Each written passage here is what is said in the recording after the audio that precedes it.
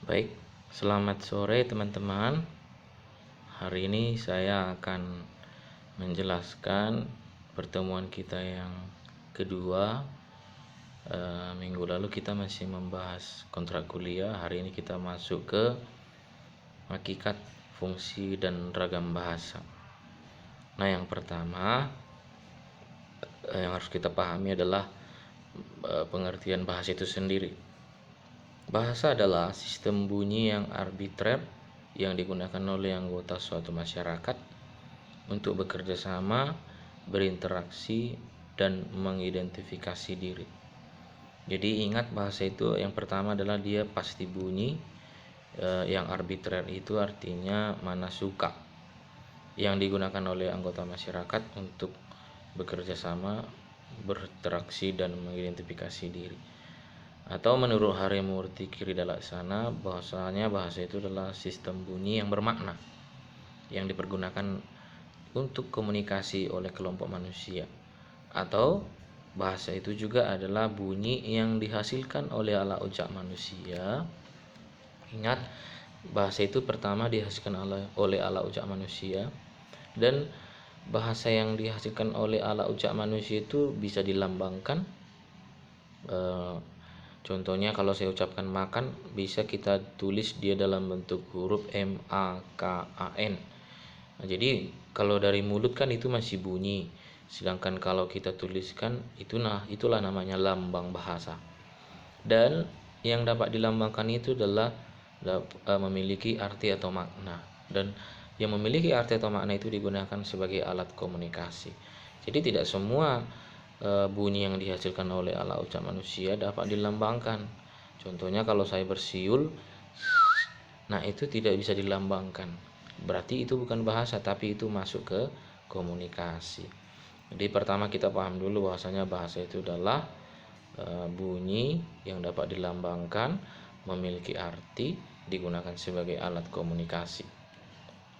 Nah, kemudian yang kedua, sejarah pertumbuhan bahasa. Nah, dulu tidak ada yang namanya bahasa Indonesia. Jadi bahasa Indonesia itu seiring berjalannya waktu, maka muncullah yang namanya bahasa Indonesia. Jadi bahasa Indonesia itu dulu tidak ada. Nah, jadi bahasa Indonesia itu berasal dari bahasa Melayu, bahasa daerah, dan bahasa asing. Jadi bahasa Indonesia yang dikenal sekarang berasal dari bahasa Melayu, yang penutur aslinya adalah dari tanah Melayu, yakni sebagian besar dari Sumatera dan sebagian besar dari Malaysia. Nah, pertumbuhan bahasa Melayu yang diyakini menjadi bahasa Indonesia dapat dikemukakan dengan rumus matematika BM tambah BD tambah BA. BM itu bahasa Melayu, BD itu bahasa daerah, dan BA itu bahasa asing. Nah, kemudian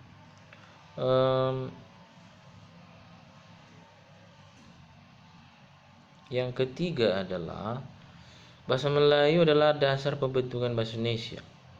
Jadi bahasa Indonesia sekarang tidak sama dengan bahasa Melayu yang ada sekarang, yang masih dipergunakan oleh penutur bahasa Melayu. Jadi sekarang bahasa Melayu masih ada seperti di Malaysia yang sering digunakan dalam film Upin Ipin, itu adalah bahasa Melayu yang asli. Jadi kalau kita di Indonesia dia sudah banyak diubah, tapi asalnya dari bahasa Melayu. Jadi perlu kita pahami bahwasanya bahasa Melayu itu bahasa Indonesia itu berasal dari bahasa Melayu, dan ada juga bahasa Melayu itu di Riau, Jambi, Palembang, dan Brunei. Nah, tapi tidak sama lagi seperti yang ada di Indonesia, walaupun bahasa Indonesia itu berasal dari bahasa Melayu. Nah, secara resmi bahasa Melayu itu menjadi bahasa Indonesia itu ketika Sumpah Pemuda tanggal 28 Oktober 1928. Nah, itu resmi pada tanggal 28 Oktober 1928 yang diikrarkan oleh putra-putri Indonesia. Dan salah satunya mengenai bahasa diputuskan pada saat itu adalah kami putra-putri Indonesia menjunjung tinggi bahasa persatuan, bahasa Indonesia. Nah, itulah bukti bahwa bahasa Indonesia itu sah pada saat Sumpah Pemuda dari bahasa Melayu. Kemudian penjelasan terhadap bahasa Melayu juga yang dikerahkan sebagai bahasa Indonesia tidak hanya pada saat Sumpah Pemuda. Jadi bukti kuat bahasa Melayu itu bahasa Indonesia adalah pertama Sumpah Pemuda, yang kedua pada saat Kongres Bahasa kedua di Medan tahun 1954. Pada saat kongres itu juga tim penyusun kamus pembinaan dan pengembangan bahasa mengatakan bahwa bahasa Indonesia itu berasal dari bahasa Melayu. Dasar bahasa Indonesia itu berasal dari bahasa Melayu yang disesuaikan dengan pertumbuhannya dalam masyarakat Indonesia. Jadi bahasa Indonesia itu sejarahnya sangat panjang, berasal dari bahasa Melayu.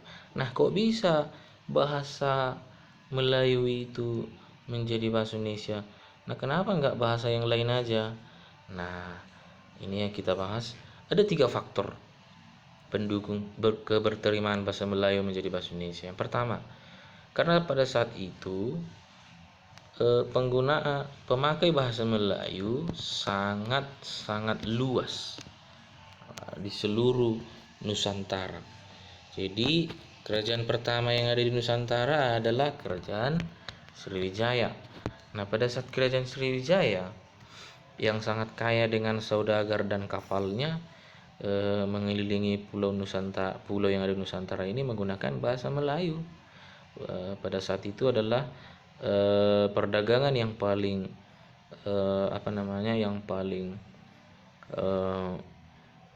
menguntungkan dalam bidang kehidupan, dalam ekonomi. Nah, jadi mereka menggunakan bahasa Melayu. Nah, Kerajaan Sriwijaya misalnya berangkat ke Pulau Sumatera menggunakan bahasa Melayu, ke Pulau Kalimantan, Sulawesi, Riau Jaya menggunakan bahasa Melayu. Makanya kalau ditelusuri bahasa Melayu itu ada di seluruh pulau yang ada di Nusantara. Nah, pertama faktor luasnya pemakaian bahasa Melayu karena di wilayah perdagangan. Nah, ditilik dari faktor penggunaan bahasa Melayu sebelum berterima sebagai bahasa Indonesia, ternyata selama berabad-abad sebelum abad 20 telah dipakai bahasa perantara yang tidak hanya di Kepulauan Nusantara tetapi juga di Asia Tenggara, seperti tadi ada di Brunei, ada di Thailand. Nah, Halim mencatat bukti peninggalan masa lalu, diantaranya prasasti-prasasti kuno juga di sekitar Palembang, Bangka, dan Sungai Merangin di Sumatera yang ternyata tertulis dalam bahasa Melayu.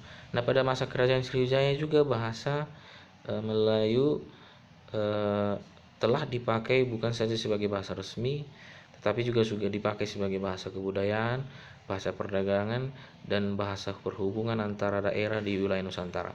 Nah, itu tadi yang saya katakan, Kerajaan Sriwijaya yang melakukan hubungan dagang ke seluruh pulau yang ada di Indonesia, mereka sudah menggunakan bahasa Melayu. Jadi sebelum Sumpah Pemuda memang disahkan bahasa Melayu itu ya sudah menjadi bahasa yang luas penggunaannya. Itulah sebabnya karena semua masyarakat yang ada di kepulauan Sumatera, Jawa, Kalimantan, Sulawesi sudah mengerti, maka disahkanlah dia menjadi bahasa Indonesia. Nah, kemudian faktor berterimanya penggunaan bahasa Melayu dalam sastra. Nah, menurut Rosidi bahwa sejak abad ke-19 telah banyak karya sastra menggunakan bahasa Melayu juga. Jadi bukan hanya didukung oleh perdagangan tadi, tapi didukung oleh juga sastra-sastra, tulisan-tulisan dalam sastra sudah menggunakan bahasa Melayu. Dalam perkembangannya juga pada abad ke-19 atau awal abad 20, berarti tahun 2000 lah itu,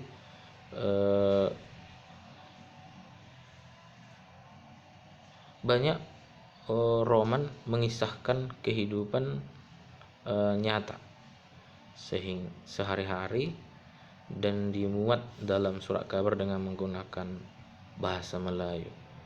Nah, jadi sesuai dengan catatan sejarah sastra Indonesia, awal perkembangan kesusastraan nasional Indonesia dihitung sejak 1920 ketika penerbitan Balai Pustaka. Jadi dulu sebelum sekitar abad ke-19 atau 1920, bahasa Melayu itu sudah menjadi bahasa yang dipahami oleh banyak masyarakat. Nah, bukan hanya di perdagangan tetapi juga dalam tulisan-tulisan sastra, dalam roman, dalam kisah, dalam cerita-cerita juga sudah menggunakan bahasa Melayu. Dalam bahasa sehari-hari juga sudah menggunakan bahasa Melayu. Nah, kemudian faktor penggunaan bahasa Melayu dalam pesurat kabaran juga. Jadi tadi kan ada karena yang pertama kan karena luas pemakaiannya, yang kedua berterimanya penggunaan bahasa Melayu dalam sastra. Nah, yang ketiga karena penggunaan bahasa Melayu dalam persurat kabaran juga sudah semakin semarak. Jadi di surat kabar pun bahasa yang digunakan untuk menyampaikan berita ya menggunakan bahasa Melayu juga. Nah, pada saat itu surat kabar yang bernama Bintang Timur mulai sejak 1862 di Surabaya, Pelita Kecil 1982 di Padang, dan Biang Lala 1867 di Jakarta sudah menggunakan bahasa Melayu dalam menyampaikan informasi kepada masyarakat. Nah, kemudian perkembangan bahasa Melayu menjadi bahasa Indonesia sekarang diperkaya oleh berbagai bahasa yang ada, bahasa daerah dan asing. Jadi bahasa Indonesia itu bukan hanya dari bahasa Melayu, ada juga dari bahasa daerah dan bahasa asing. Nah, di sini banyak kita lihat contohnya dari bahasa Indonesia itu diperkaya oleh bahasa Sanskerta seperti kata negara, agama, neraka, dan surga, atau dari bahasa Jawa seperti tempe, rampung, mepet, lugu, dan lestari. Seperti dari Sunda ada oncom dan nyahok. Dari bahasa Banjar seperti gambut, dari Papua seperti koteka. Nah, ada juga dari Papua kata beta.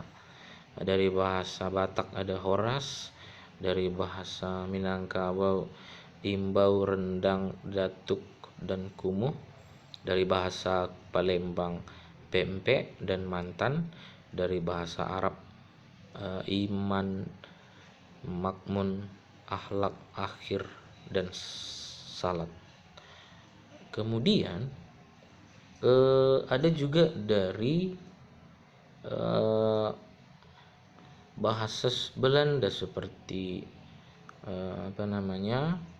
seperti asisten, advokat, arsip, gubernur, abonemen, residen, provinsi, dan kondektur. Nah, ada juga dari bahasa Inggris, Portugis, Tamil, Prancis, Parsi, Cina, dan Jepang. Nah, kemudian kedudukan dan fungsi bahasa Indonesia. Kedudukan bahasa Indonesia itu terbagi dua, sebagai bahasa nasional dan sebagai bahasa negara. Kenapa dikatakan dia bahasa nasional? Karena pada saat Sumpah Pemuda tanggal 28 Oktober 1928 sudah resmi diakui sebagai bahasa Indonesia sebagai bahasa nasional. Nah, kenapa dikatakan bahasa Indonesia itu sebagai bahasa negara kedudukannya? Karena setiap acara kenegaraan selalu digunakan atau bahasa yang dipakai adalah bahasa Indonesia. Misalnya pada saat upacara kemerdekaan Indonesia, atau misalnya dalam pidato presiden atau rapat-rapat di di Dewan Perwakilan Rakyat, di mana peserta rapatnya adalah orang-orang yang beragam suku, agama, dan ras, dan juga beragam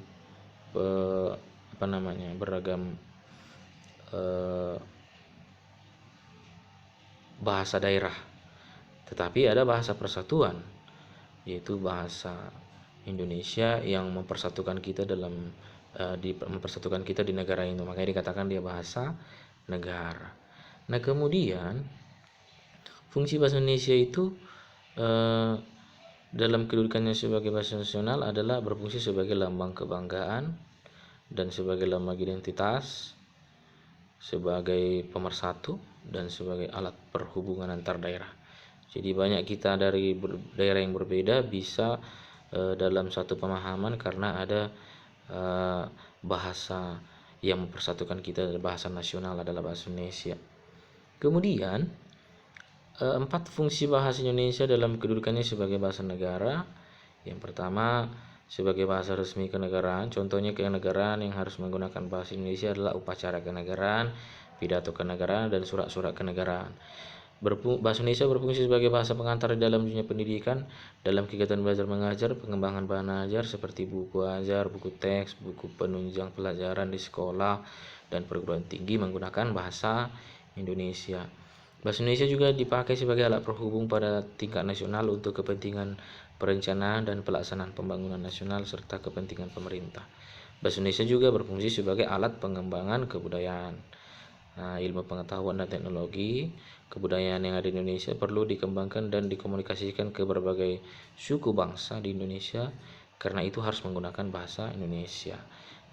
Selain itu, bahasa Indonesia juga digunakan untuk pengembangan ilmu pengetahuan dan teknologi. Jadi misalnya kalau ingin mengembangkan kebudayaan, misalnya dari berbagai daerah pesertanya, tidak mungkin menggunakan bahasa yang lain, pasti menggunakan bahasa yang sama-sama kita pahami, yaitu bahasa Indonesia. Kemudian ragam bahasa pada hakikatnya ada variasi bahasa oleh penutur yang dibedakan oleh Alwi. Ada bahasa Indonesia berdasarkan penutur dapat dilihat perinciannya. Yang pertama, berdasarkan daerah penutur ada bahasa Batak dari daerah Batak, bahasa Simalungun dari daerah Simalungun, bahasa Karo dari daerah Karo. Itu maksudnya bahasa berdasarkan daerah asal penutur. Ada berdasarkan pendidikan penutur, tentu berbeda gaya bahasa yang berpendidikan tinggi dengan berbahasa yang tidak berpendidikan tinggi. Ada ragam bahasa berdasarkan sikap penutur. Ragam bahasa seperti ini menurut sikap penutur menggunakan bahasa Indonesia itu dapat pula disebut dengan langgam atau gaya. Oleh karena itu, bahasa Indonesia yang digunakan para penutur berdasarkan sikapnya dapat dibedakan atas beberapa macam, yaitu ada ragam resmi, ada ragam akrab atau bahasa gaul, ada ragam santai dan sebagainya. Itu adalah berdasarkan sikap. Jadi kan adanya orang kalau menyampaikan sesuatu menggunakan kata aku, berarti di situ ragamnya santai. Anda berarti ragamnya resmi, atau saya. Itu beda. Nah, kemudian ragam bahasa berdasarkan jenis pemakaian bahasa. Ada bahasa pokok persoalan berdasarkan pokok persoalan. Setiap pokok persoalan atau bidang yang dibicarakan telah memperlihatkan variasi bahasa Indonesia sesuai dengan bidang itu. Jadi bahasa Indonesia yang digunakan dalam bidang militer telah memperlihatkan kekhasannya, dan begitu pula dengan bahasa Indonesia yang digunakan dalam bidang kedokteran. Itu dia. Jadi bahasa Indonesia militer beda dengan bahasa orang kedokteran. Makanya nama-nama obat pun di kedokteran beda-beda bahasanya. Kemudian ada bahasa berdasarkan sarana. Kemudian ada juga bahasa berdasarkan gangguan percampuran. Ada ragam akademik, ada ragam filosofi, ada ragam bisnis. Itulah kira-kira penjelasan saya pada sore hari ini mengenai pengertian bahasa, kemudian fungsi bahasa, kemudian sejarah bahasa Melayu menjadi bahasa Indonesia, dan ragam bahasa. Sekian pemaparan saya untuk hari ini. Semoga bermanfaat bagi kita semua. Selamat sore, selamat beraktivitas kembali.